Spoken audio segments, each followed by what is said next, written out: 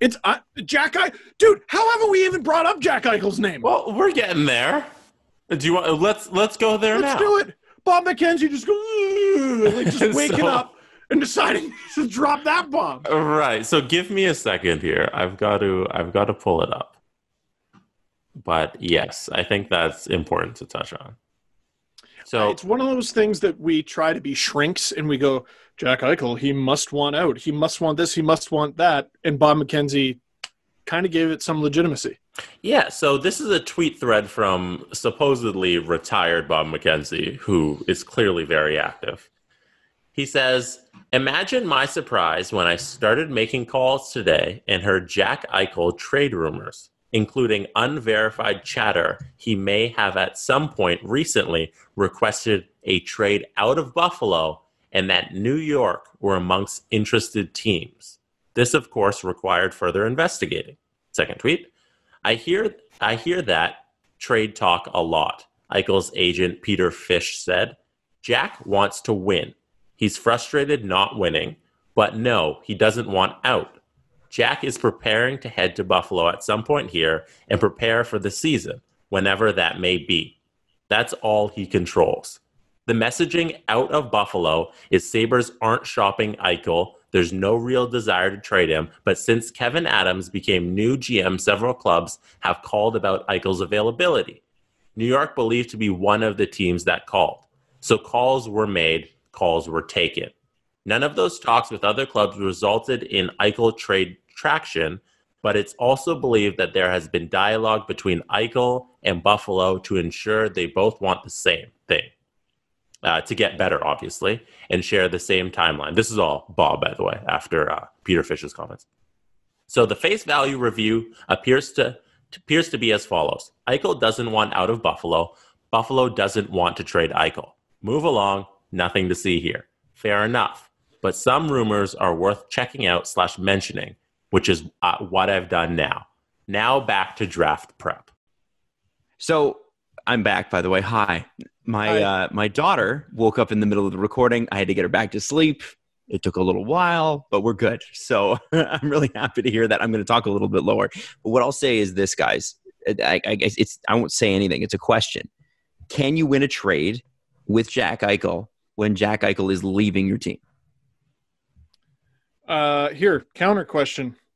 If you're the Buffalo Sabres, can you win a trade? That's it.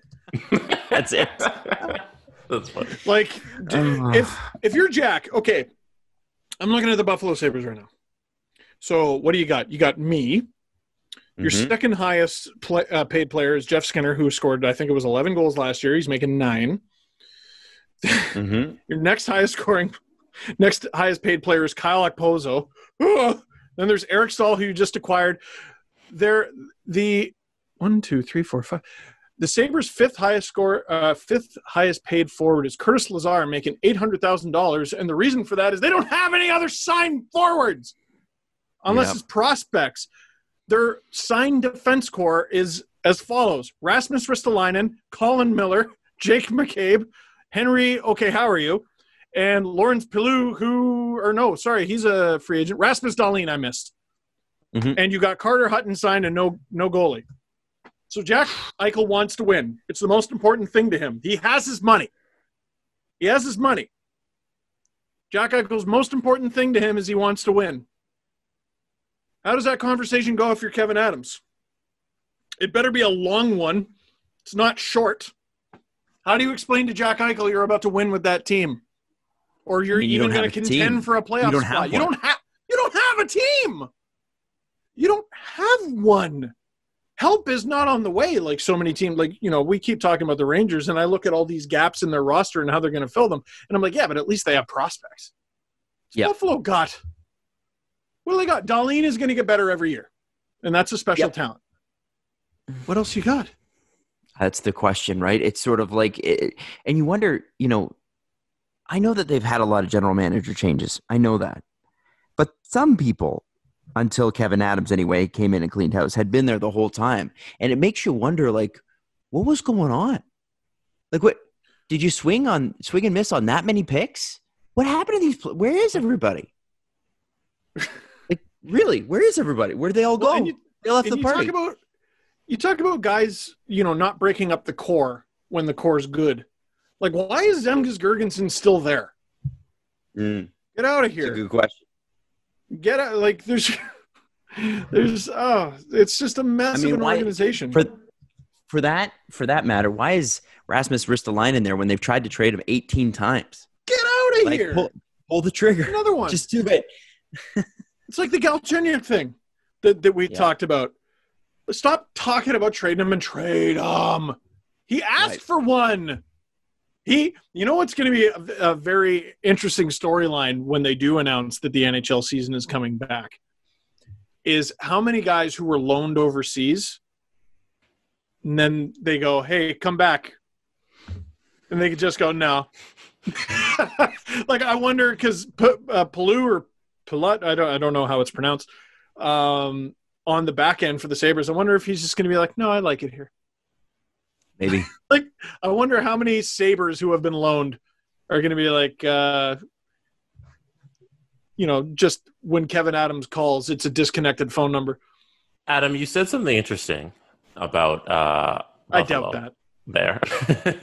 You asked, where are the guys? So I pulled up quickly their draft history. And since the 2015 draft, since it's not going to be good. Jack Eichel was the 2015 draft. So since then, the 2016, 2017, 2018, 2019. After the first round, they have a total of 29 games played on their team for guys drafted outside the first round. And that was Rasmus Asplund, who played 29 games. Other than that, it was with them. No, he played 29 games with the Sabres. Oh, he did? Okay. Season. Yeah. It's 3 points, 29 games. After that, there's not a single player drafted after the first round who made a lineup for Buffalo. That's bad drafting. They're probably the worst drafting team in every the guy NFL. named Rasmus? Is that what their thing is? Adam, if they did that... How many Rasmi do they have? Their draft history might be better if they did that. Yes! Maybe. Okay, so there you go. Okay, let's type in 2020 NHL mock draft, and let's find guys named Rasmus. And they're going to Buffalo. And that's who they're going to get. Yeah. So, okay, I'm literally going to look for the first guy named Rasmus. I'll find him. You guys talk amongst yourselves. I'm going to find the first guy named Rasmus, and I guarantee, I'm putting it on the show right now, the Buffalo Sabres will get this player. Top-ranked guy named Rasmus. I will find him. This might take a while. No, it won't. Yeah. No, this is a very good bit. I don't know if this bit's your best, Steve. No, it's very good. Well, Jesse, how would you rank them? Oof, I would definitely rank this 2 Rasmus below par. Would you just rank it best? Probably best. Not best. So that basically, it's here's the thing, though. Is this really, because I think it was Darren Dreger that tweeted something along the lines of he wants to stay in Buffalo, but if Buffalo's bad by the trade deadline, he wants to get traded. Well, how are they not going to be? So you want to get traded? That's not like the first qualifier isn't a thing. Like unless you throw a gazillion dollars at Alex Pietrangelo, and even then, you just don't have a second line. You don't have a third line. Like I don't know what they do. I really don't. And they've got $33 million in cap space. Steve, yes? Well, I just read a mock draft, and I don't know what Buffalo's going to do. Because in the mock draft, there was not a single Rasmus. Wow. What do you do? If you're the Buffalo Sabres, what do you do? I think you hand your number one thing to fall back on. You can't even rely on it because there's no Rasmi to be seen. I don't know what you do. But did you see part of the reasoning given in an interview? Or no, it wasn't in an interview. I can't remember where I saw it. But basically part of the reasoning for the Sabres not wanting to trade Jack Eichel is, well, we've already paid him his $7.5 million signing bonus this season. It's Jack Eichel! Are you running a hockey team or not? Are you joking? It should be we're not considering trading Jack Eichel, or we don't see the point in trading Jack Eichel because he's Eichel. He's your best player by leaps and bounds.